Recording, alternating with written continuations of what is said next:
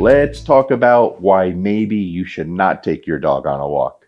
So again, big majority of the people that I talk to that struggle with this behavior, that can't walk their dog, right? The dog pulls them down the street, or when he sees a dog or a human, he's super reactive and blows up and becomes very aggressive or excited or just crazy.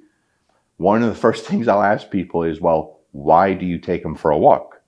Now, listen, I understand some people have no choice. If you live in an apartment or a condo, or you live in the middle of New York City, you don't have a fenced backyard to let your dog out in. I totally understand you have no choice, right? But if you live in any kind of home where you could let your dog outside to go to the bathroom, especially if it's someone has a fenced backyard, when I ask someone, why do you take your dog for a walk? It's almost always, oh, so, I just like to walk with my dog, or I want to give him some exercise. Here's the thing, guys. First of all, walking for a dog, for most dogs anyway, it's not exercise. It is for some. If you have a 235-pound English Mastiff, yeah, it's going to be a little bit of a struggle, you understand? But for most dogs, that does not really fall into the exercise category. But also, if you're having trouble walking your dog and you have a place where you could let your dog out, all you're doing is rewarding your dog for the behavior you're trying to stop. It doesn't make sense. Don't take your dog on a walk. Teach them how to walk. What I mean by that is, if I have a dog at my home for a board and train, and I know his biggest issue is he can't walk on a leash. Again, I rarely have to deal with this because I don't teach it. I focus on all the other stuff in the last video, the masterclass video. Then it makes the walking almost automatic for most dogs. But instead of taking the dog for a walk and then dealing with the problems, teach the dog how to walk. Go out in front of your home or drive to a park or a parking lot and literally teach the dog how to do it. Instead of just continuing to move forward, there's different things you could do to show the dog what's expected. In a few minutes here in the next segment, that's where we're going to focus on. We're going to take Kaiser out, and I'm going to show you a few different things that you could do to start teaching the dog what's expected. We may start off with a regular 6-foot leash, a regular leash that a lot of people are going to have and start with their dog.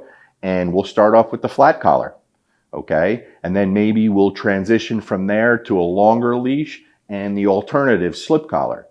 And then maybe from there, we'll transition to the long line and the prong collar. And we'll show you the 3 different collars with different leashes and different setups to show you how the dog responds.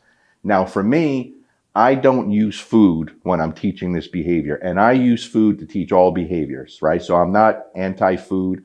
I teach most behaviors, most positions with positive reinforcement.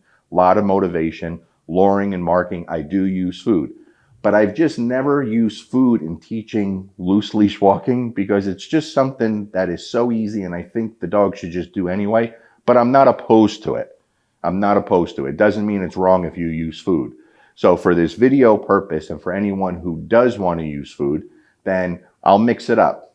I'll do a little work without food. I'll do a little work with food, okay? But I want you to think of little things. Let's say my reward marker is yes, right? You're not going to hear me tell Kaiser yes and then feed him when I'm teaching the walking. Can anyone guess why? Think about it. But a lot of people do this. If yes is my reward marker, that's also a terminal marker. What that means is when I say yes and reward the dog for giving me what he just gave me, he no longer is required to be in that position.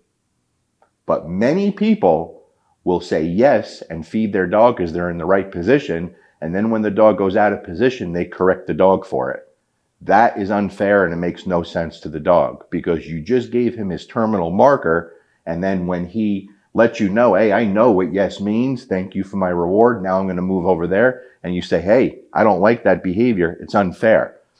But we humans are very inconsistent and unfair to the dog. So if you see me use food with him, I'm not going to say yes unless I'm going to let him come out of position, which I may do that also. Now you will maybe see me give him feedback. Good job, buddy. That's what I'm talking about. Nice job. I like that. And I may feed during that time. I might tell him, good job, Kaiser. And I may feed during that time. But if I say yes and feed, That means he could break that position and we take a little break and now he can run around and be a dog, and I'll try to balance it out so we do both. Okay. I don't need him walking 100 yards with me to start off at my side. I'm going to start off with being in position and a couple of steps. I may reward a couple of steps. I might ask him for a sit. I may say heel, sit, and I'll switch it up. But the purpose is I'm not going to just go in a straight line. I'm going to change directions often. I'm going to change speeds often. I'm going to mix it up. I'm going to turn into the dog. I'm going to turn away from the dog. I'm going to make it so that if he doesn't pay attention, he loses me, or he bumps into me, or I step on him, I trip over him, right? Because we want him to start going, oh, where is this guy? Every time I turn away, I correct myself. You understand? But at the same time, I don't need him walking, looking at me. He's allowed to look around. He's allowed to look all over. If he sees dogs, I want him to look. I want him to look at the trees. I want him to look at the cars. I want him to enjoy the walk just like I do. That means I don't need him directing his attention on me. Just be with me, okay, buddy? And then as he starts to learn that, I'm going to quickly release him to go be a dog. Then every now and then I'll call him back to position. Kaiser, come, heel. Now you got to stay with me. Stay with me for 10 seconds. Free dog, go back to be a dog. So we'll mix that up. We'll switch it around. I'll go without food. I'll go with food, and we'll use different tools and different leashes so you guys could see how he responds to the different setups. And I don't know how he's going to respond because I haven't done this yet, right? So you guys will be able to decide how you want to do it. Peace.